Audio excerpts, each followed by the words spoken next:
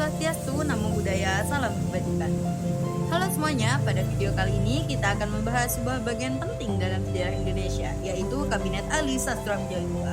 Tapi sebelumnya, aku mau jujur dulu nih ke kalian, kalau aku itu bukan sejarawan. Jadi, pasti ada hal-hal yang mungkin kurang lengkap atau kurang detail. Karena itu, aku pengen banget ngajak kalian semua untuk diskusi bareng. Dengan begitu, kita bisa sama-sama belajar tentang sejarah. Pertama-tama, kita wajib tahu dulu dengan sosok utama di balik kabinet ini, Mr. Raden Ali Sastramidjoyo. Beliau adalah Perdana Menteri Indonesia ke-8 sekaligus ke-10 yang menjabat di dua periode berbeda, yaitu tahun 1953 sampai 1955 dan tahun 1956 sampai 1957. Ali Sastramidjoyo juga merupakan seorang politikus dari Partai Nasional Indonesia, partai yang saat itu menjadi salah satu kekuatan besar di kancah politik Indonesia. Sebagai tokoh nasional, beliau dikenal cerdas, gigih, dan punya visi besar untuk membawa Indonesia lebih mandiri, baik di bidang politik, ekonomi, maupun hubungan internasional. Setelah pemilu 1955 yang disebut sebagai pemilu paling demokratis pertama di Indonesia, situasi politik kita sebenarnya penuh harapan sekaligus tantangan.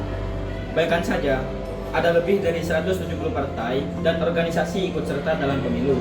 Tapi pada akhirnya hanya 4 partai besar yang mendominasi, yaitu PNI, Masyumi, NU, dan PKI. Presiden Soekarno menunjuk Ali Sastramidjoyo dari PNI untuk membentuk kabinet baru.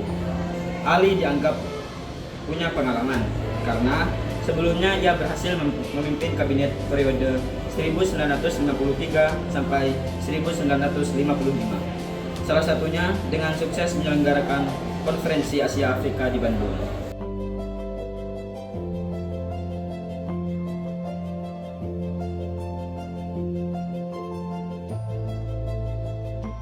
Isu Irian Barat merupakan salah satu persoalan kedaulatan paling pelik yang dihadapi Indonesia pasca kemerdekaan.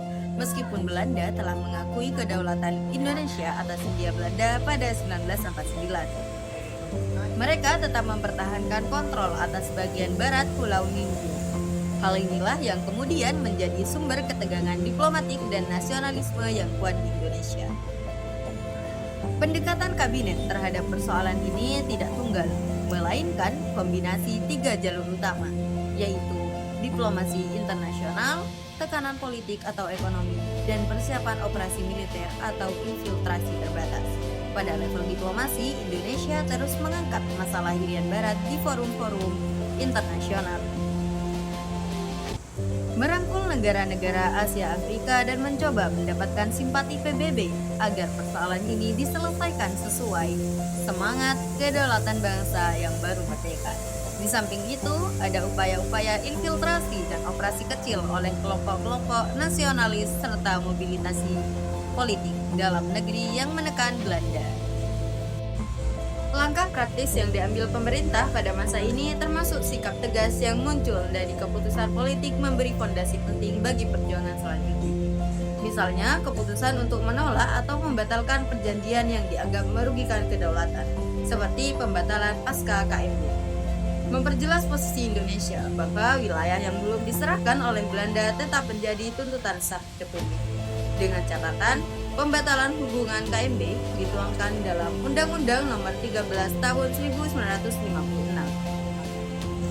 Perjalanan ini memuncak menjelang awal 1960-an. Ketegangan meningkat hingga akhirnya Presiden Soekarno mengumumkan Trikora atau Tri Komando Rakyat pada 19 Desember 1961, sebuah deklarasi yang menandai kesiapan nasional untuk merebut Irian Barat lewat segala cara yang diperlukan, termasuk mobilisasi militer jika diplomasi tidak membuahkan hasil.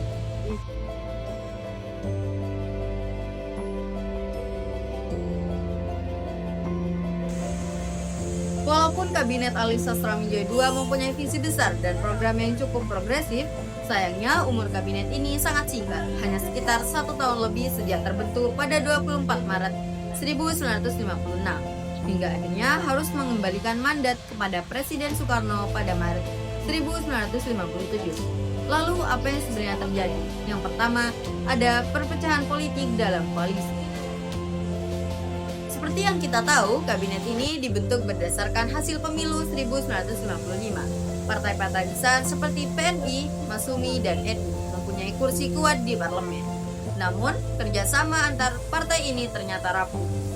Hingga pada akhirnya, pada Januari 1957, Masumi menarik menteri-menterinya dari kabinet.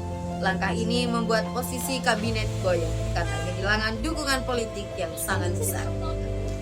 Yang kedua, ada tekanan dari daerah. Di luar konflik elit politik di pusat, ada juga gejolak di daerah-daerah, terutama di Sumatera dan Sulawesi. Banyak tokoh daerah menuntut otonomi lebih luas karena merasa pembangunan terlalu terpusat di Jawa dan juga pemerintah pusat kurang memperhatikan kepentingan mereka. Dari sinilah muncul berbagai dewan daerah, seperti Dewan Banteng di Sumatera Tengah dan Dewan Gajah di Sumatera Utara. Mereka menuntut perbaikan ekonomi, pemerataan pembangunan, dan pembagian hasil sumber daya yang lebih adil. Dan yang terakhir ada krisis kepercayaan publik. Kabinet ini tentunya juga pernah menghadapi kesulitan ekonomi, seperti inflasi, defisit anggaran, serta turunnya harga komoditas ekspor utama Indonesia di pasar dunia. Keadaan ini tentunya membuat rakyat semakin tidak puas dan muncul anggapan bahwa pemerintah tidak mampu menyejahterakan rakyat. Peristiwa ini menandakan berakhirnya kabinet Ali Sastra Mijaya II. Namun cerita tidak berhenti di situ.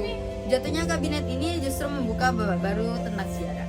Tak lama setelah itu muncul gerakan PRRI, yaitu Pemerintah Revolusioner Republik Indonesia tahun 1958. Sebagai puncak kekecewaan daerah terhadap pemerintah pusat, PRRI juga didukung oleh beberapa tokoh militer dan sipil di Sumatera yang merasa suara mereka tidak didengar.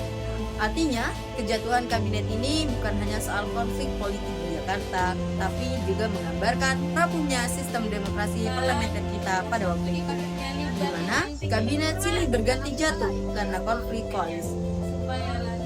Kondisi inilah yang kemudian mendorong Presiden Soekarno mengambil langkah untuk memperkenalkan sistem baru, yaitu demokrasi terpimpin pada tahun 1959.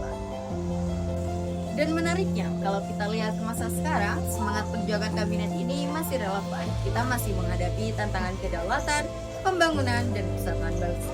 Sejarah mengajarkan bahwa keberanian, diplomasi, dan kerjasama adalah kunci untuk maju.